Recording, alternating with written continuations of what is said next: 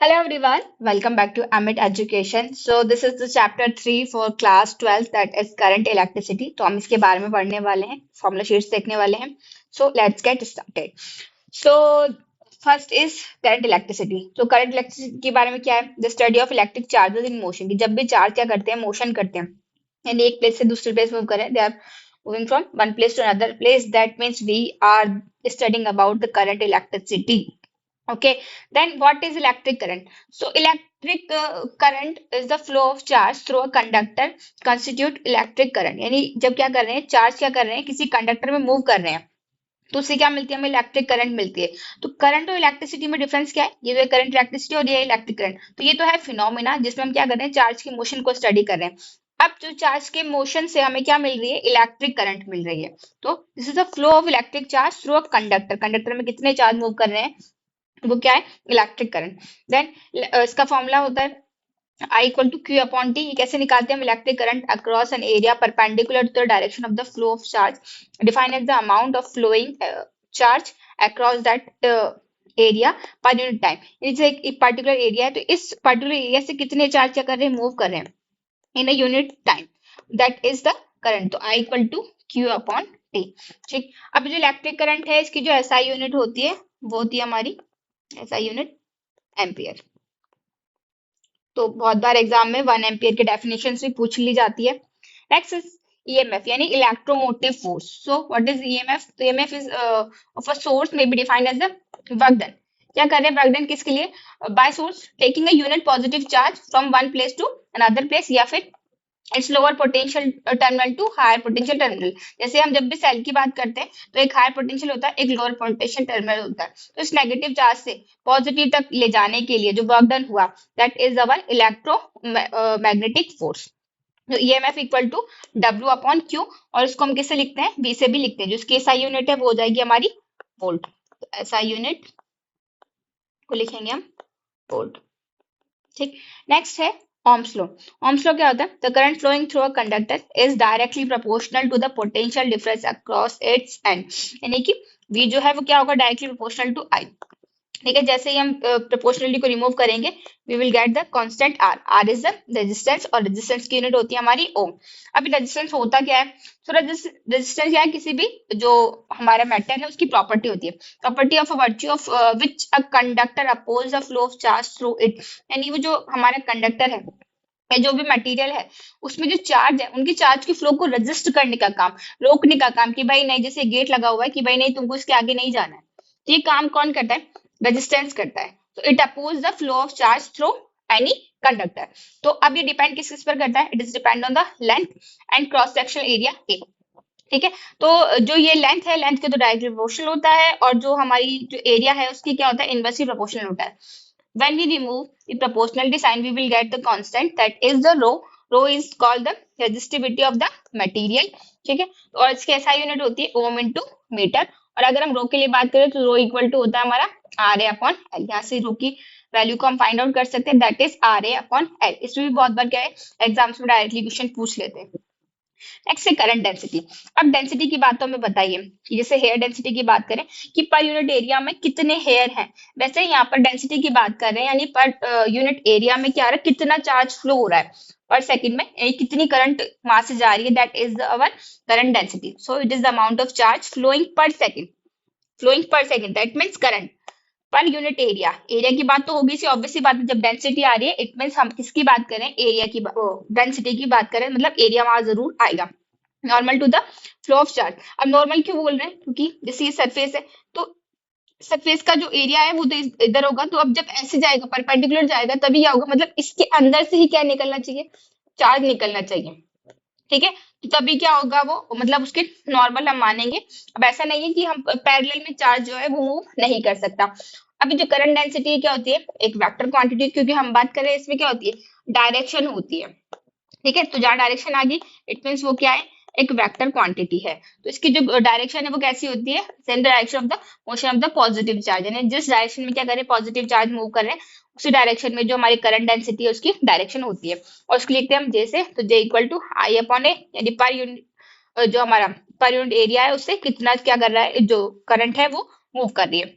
इसकी जो SI unit है वो हो जाएगी आई के लिए एम्पियर, और जो एरिया है उसके लिए मीटर स्क्वायर। तो इसका मतलब एरिया अपॉन मीटर स्क्वायर, और इसको हम वेक्टर फॉर्म में लिख सकते हैं, I equal to J vector dot A vector. ठीक, मतलब जब हमें जे यानी करंट डेंसिटी और एरिया दे रखा हो तो हम क्या कर सकते हैं, उससे करंट को फाइंड आउट कर सकते हैं। नेक्स्ट है conductance. Conductance is the reciprocal of the resistance, यानी रेजिस्टेंस का reciprocal that we will get conductance that we will represent by G. तो जी इक्वल टू 1/r, और इसकी एसआई यूनिट हो जाएगी ओम इनवर्स, क्योंकि जो रेजिस्टेंस है उसकी यूनिट हो जाएगी ओम, तो कंडक्टेंस के लिए यूनिट हो जाएगी ओम इनवर्स। नेक्स्ट है कंडक्टिविटी और स्पेसिफिक कंडक्टेंस। कंडक्टिविटी और स्पेसिफिक कंडक्टेंस, ये क्या होती है, that is the reciprocal of resistivity. हमारी रेजिस्टिविटी क्या थी, रेजिस्टिविटी थी हमारी रो, तो रो का रेसिप्रोकल जो होता है उसको हम लिखते हैं कंडक्टिविटी। इसकी एसआई यूनिट क्या हो जाएगी, ओम इनवर्स मीटर इनवर्स, या फिर हम ओम इनवर्स को क्या लिखते हैं, महो भी लिखते हैं, तो महो इनटू मीटर इनवर्स हो जाएंगे। नेक्स्ट है drift velocity. So what is drift velocity, तो ड्रिफ्ट जब भी बात होती है मतलब क्या, एवरेज वेलोसिटी की बात करते हैं। तो average velocity acquired by the free electron. अब ये फ्री इलेक्ट्रॉन ही तो मूव करेंगे करंट में, मतलब जो हमारी इलेक्ट्रिसिटी चल रही है, करंट इलेक्ट्रिसिटी की बात करें, उसके अंदर फ्लो जो फ्री इलेक्ट्रॉन है वही मूव करते हैं। So the average velocity acquired by the free electron of a conductor in opposite direction to the extremely applied electric field is called drift velocity। यानी जैसे हमने इस डायरेक्शन में अगर इलेक्ट्रिक फील्ड अप्लाई किया है तो चार्ज किस डायरेक्शन मूव करेंगे, इस डायरेक्शन में, क्योंकि ये पॉजिटिव होगा ये नेगेटिव होगा, तो चार्ज कहाँ जाएंगे, जो हमारे नेगेटिव की तरफ जाएंगे। तो अब इन अपोजिट डायरेक्शन क्या कर रहे हैं, वो चार्ज मूव कर रहे हैं, तो मूव करने के लिए उन्होंने क्या की, वेलोसिटी कुछ ना कुछ एक्वायर की होगी, तो that is our drift velocity, और इसको लिखते हैं हम bd से। So the average time that elapsed between the two successive collision, जैसे ही चार्ज क्या करेंगे, मूव करेंगे, तो क्या करेंगे, कोलिजन भी होगा, तो एवरेज टाइम जो उस पर लग रहा है क्या, दो सक्सेसिव किसके कोलिजन के बीच में, that is called relaxation time, इसको लिखते हैं हम टॉ से। अब टॉ अलग अलग जगह अलग अलग से लिख, मतलब टॉ क्या है, जो रिलैक्सेशन टाइम है उसको हम यहाँ टॉ से लिख रहे हैं, बट अलग अलग जगह पर टॉ को जैसे टॉर्क से भी लिखते हैं, तो आपको वहां कंफ्यूज नहीं होना है, जैसा टॉपिक है उसके अकॉर्डिंग इस टॉ को हमें यूज करना है। अब ये कुछ इंपॉर्टेंट फॉर्मूलाज हैं जो इसके ड्रिफ्ट वेलोसिटी से रिलेटेड होते हैं, जैसे वी डी इक्वल टू ई ई। अब ई क्या है यहाँ पर, चार्ज ऑफ इलेक्ट्रॉन, कैपिटल ये जो हमारा इलेक्ट्रिक फील्ड, टॉ है हमारा यहाँ पर रिलैक्सेशन टाइम, और एम क्या है यहाँ पर मास, और यहाँ पर R equal to M L upon N E square tau A, और rho equal to M upon N E square tau, और आई इक्वल टू होता है एन ए वी डी। इससे जब हमें ड्रिफ्ट वेलोसिटी की बात करते हैं तो हम उस केस में इस फॉर्मूले का यूज करते हैं, एक होता है J equal to N E V D. कैसे हुआ ये, जब हम इस ए को डिवाइड करेंगे, ठीक है, तो आई अपॉन ए क्या हो जाएगा, जे, तो यानी वीडियम में मिल जाएगा, और जे इक्वल टू होता है हमारा सिग्मा ई। तो इन फॉर्मुलेस के क्या आते हैं, बहुत बार एग्जाम्स में डेरिवेशंस भी पूछे जाते हैं, तो आप इनको भी अच्छे से देख सकते हैं। नेक्स्ट जो है मोबिलिटी। मोबिलिटी क्या होती है, the mobility of a charge carrier is the drift velocity acquired by it in a unit electric field, यानी एक इलेक्ट्रिक फील्ड, ये जो इलेक्ट्रिक फील्ड है, इस इलेक्ट्रिक फील्ड के अंदर कितनी क्या की उन्होंने ड्रिफ्ट वेलोसिटी एक्वायर की है चार्ज ने, that is the mobility of charge. ठीक है, तो ये म्यू म्यू इसको हम लिखते हैं म्यू से, तो mu equal to B D upon E, और अगर दूसरी फॉर्म में लिखे तो Q tau upon M. Tau क्या है हमारा यहाँ पर, रिलैक्सेशन टाइम। ठीक, अब इलेक्ट्रॉन्स के लिए बात करें तो ये ई टॉ ई अपॉन एम ई हो जाएगा, यानी मास ऑफ इलेक्ट्रॉन आ जाएगा, बट अगर होल के लिए बात करें तो यहाँ पर नेगेटिव आ जाएगा, यानी माइनस ई टॉ एच अपॉन एम एच। इसकी जो एसआई यूनिट है मोबिलिटी की वो हो जाएगी मीटर स्क्वायर वोल्ट इनवर्स और सेकंड इनवर्स। नेक्स्ट है relation between electric current and mobility, यानी इलेक्ट्रिक करंट और मोबिलिटी के बीच में क्या रिलेशन होता है। तो कंडक्टर्स के लिए अगर हम बात करें तो आई जो है वो इक्वल होता है एन ई ए म्यू ई और ई के, और सेमी कंडक्टर की लिए बात करें तो उसके अंदर सेमी कंडक्टर के अंदर होल और इलेक्ट्रॉन दोनों की हम बात करते हैं, तो इसमें दोनों का पार्ट हम इंक्लूड कर देते हैं, यानी एन नंबर्स ऑफ क्या है इलेक्ट्रॉन से, और पी नंबर ऑफ क्या है प्रोटॉन है, तो आई इक्वल टू हो जाएगा ई ए ई। ई क्या है, ये तो है हमारे चार्ज ऑफ इलेक्ट्रॉन, और ये रिप्रेजेंट करा हमारे इलेक्ट्रिक फील्ड को, और ये bracket n mu e plus p mu n. ठीक, और जो सिग्मा है, सिग्मा क्या होता है हमारा कंडक्टिविटी, जब हम एक आई को ए से डिवाइड कर देंगे, मल्टीप्लाई में इधर जाएगा डिवाइड में, तो ये हो जाएगा सिग्मा, तो सिग्मा इक्वल टू ई और ब्रैकेट में n mu e plus p mu h. ठीक, नेक्स्ट है, अब सेल्स के बारे में बात करें तो सेल्स को सीरीज में कैसे ऐड करते हैं, तो ये जो ये है, ये क्या, इसको लिखते हैं ईएमएफ, जो हमने पढ़ा था इलेक्ट्रोमोटिव फोर्स, तो उसको हम किससे लिखते हैं, ई से भी लिखते हैं या फिर बी से भी लिखते हैं। तो यहाँ पर क्या ई यानी एप्सिलॉन है, ये क्या है, ये ईएमएफ यानी इन सेल्स का क्या है, ये ईएमएफ है। इलेक्ट्रोमोटिव फोर्स हमने पढ़ा है कि क्या होता है, electromotive force work upon charge, यानी उस चार्ज को मूव कराने में कितना वर्क डन हम कर रहे हैं।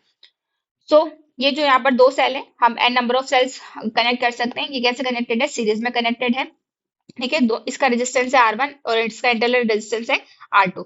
तो जब भी हम सीरीज की बात करते हैं तो इनको हम, इनके जो ईएमएफ को हम डायरेक्टली ऐड कर सकते हैं, और जो इनका रेजिस्टेंस है उनको भी हम क्या कर सकते हैं, डायरेक्टली ऐड कर सकते हैं। तो इससे यहाँ पर हमें दो चीज एक साथ मिल जाती है कि एक तो मिल गया इनका ईएमएफ, ठीक है, एक तो हमें मिल गया इनका ईएमएफ, और क्या मिल जाएगा, टोटल रेजिस्टेंस।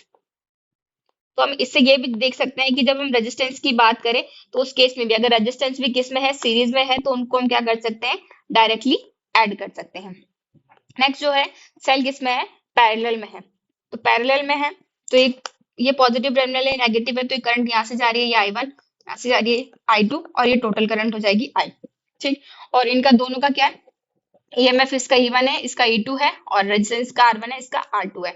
तो अब जब भी हम पैरेलल की बात करते हैं तो इसमें आ जाता है E equivalent upon R equivalent equal to E1 upon R1 plus E2 upon R2। इस तरीके से हम क्या कर सकते हैं, सेल्स को पैरेलल में ऐड कर सकते हैं। अगर यहाँ पर और क्या आ जाए, और सेल्स आ जाए, तो हम इसको लिख देंगे E3 अपॉन R3 या फिर E4 अपॉन R4। यानी जितने सेल्स ऐड होते जाएंगे उनके लिए उनका ईएमएफ अपॉन रेजिस्टेंस को ऐड करते जाएंगे। नेक्स्ट ये जो है किसके लिए, ये जो इनका इंटरनल रेजिस्टेंस होगा उसके लिए हम ये लिख सकते हैं 1 upon R equivalent equal to 1 upon R1 plus 1 upon R2। और जितने भी हैं तो हम इसको आगे 1 अपॉन R3 भी लिख सकते हैं और 1 अपॉन R4 भी लिख सकते हैं। तो ये हो जाएगा हमारा टोटल रेजिस्टेंस।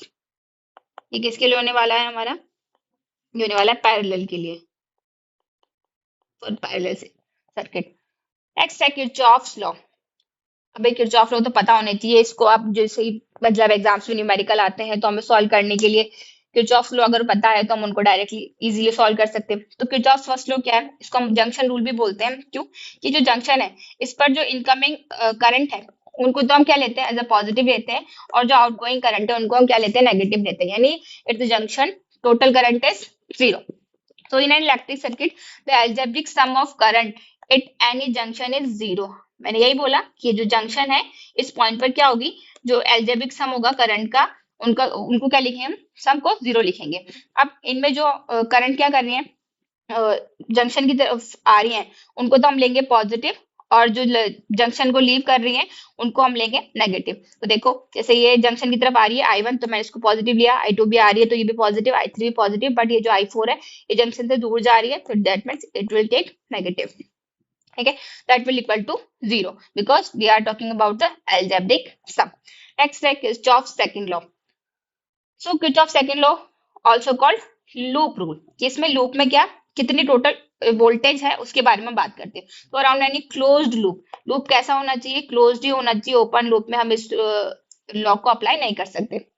तो closed loop of a network, the algebraic sum of charges in the potential must be 0। जैसे मैंने लिखा है यहाँ पर summation of delta B equal to 0, और the algebraic sum of EMF in a loop of a circuit is equal to the sum of product of current and resistance। क्यों, क्योंकि जो वोल्टेज होता है V इक्वल टू क्या होता है IR, तो वहां से ही हम इसको लिखते हैं, ये क्या है, वोल्टेज ही एक तरीके से EMF, ठीक है।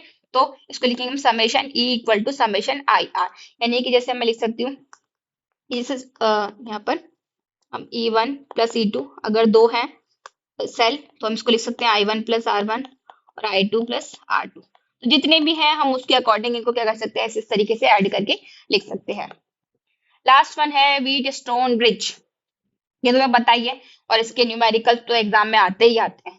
सो it is an arrangement of four resistance, जैसे यहाँ पर ये है P, ये है Q, ये है R और ये है S। हमें ये कॉम्बिनेशन याद रखना है कि कैसे लिखना है। जैसे इसको हम ऐसे भी लिख सकते हैं कि R1 यहाँ लिखा है, R2 यहाँ लिखा है, R3 और ये R4, ठीक है।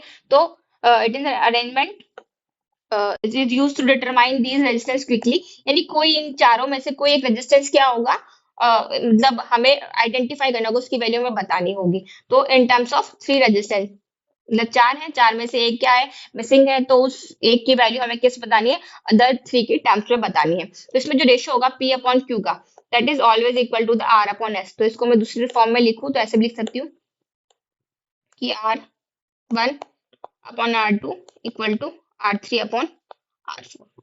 ठीक है, तो ये इसका तरीका होता है। इसमें भी दिख ही रहा है कि करंट कैसे फ्लो कर रही है। जैसे यहाँ से ये पूरा डायग्राम है, करंट यहाँ से फ्लो करके गई, तो यहाँ से इस पार्ट पर, इस जंक्शन पर क्या हो गई, ये दो पार्ट में डिवाइड हो गए, इधर I1 और इधर I2 में ये डिवाइड हो गई। ठीक, और इसके बाद ये जो है यहाँ से गई। ठीक, अब ये आगे गई, इस जंक्शन पर भी ये जो करंट है दो पार्ट में डिवाइड हो गई। जो I1 थी ये IG तक चली गई, क्योंकि हमने गैल्वेनोमीटर का रखा है अरेंज, तो ये IG यहाँ आ गई, तो ये इसमें से माइनस हो गई, तो ये I1 माइनस IG हो गई। ठीक, और जैसे यहाँ से आई, यहाँ तो गई I2 और यहाँ से आ रही है IG, तो इस पार्ट में क्या आ जाएगी, I2 प्लस IG आ जाएगी। और फाइनल टर्म में जैसे ही इनको ऐड होंगे तो फाइनल क्या मिल जाएगी, हमें I करंट वापस मिल जाएगी, क्योंकि फाइनल टर्म में क्या आ जाएगा, I1 प्लस I2 आ जाएगा, IG से IG कैंसिल हो जाएगा, और I1 प्लस I2 क्या है, हमारी फर्स्ट इनिशियल करंट जो यहाँ से ड्रॉन हुई थी, वही सेम करंट क्या मिल जाएगी, वापस से यहाँ से आउट हो जाएगी। So this is about the Wheatstone bridge. So chapter 3 is also completed. This is the formula sheet for chapter 3. So if you like the video, please share and subscribe. Thank you for watching. We will continue in next video.